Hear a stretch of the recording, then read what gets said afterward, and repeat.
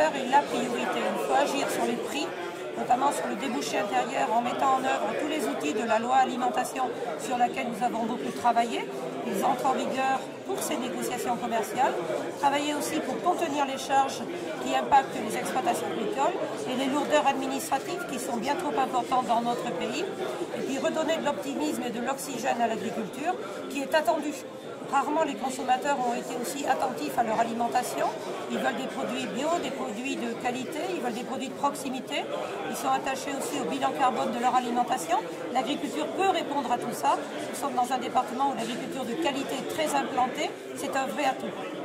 Est-ce que vous êtes d'accord avec l'avenir, c'est moins d'utilisation de produits phyto? La terre, il faut la préserver aussi. Puis il y a l'alimentation derrière. La société aujourd'hui est plus regardante sur son alimentation et sur les modes de production.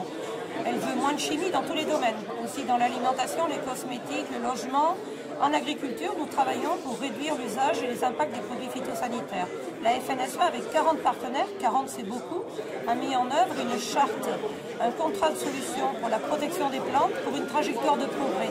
Ça veut dire qu'on travaille avec la recherche, l'innovation, le biocontrôle, les constructeurs de matériel, mais aussi les structures de formation, les coopératives, les négoces, pour accompagner les agriculteurs pour trouver des solutions alternatives chaque fois que c'est possible à la chimie.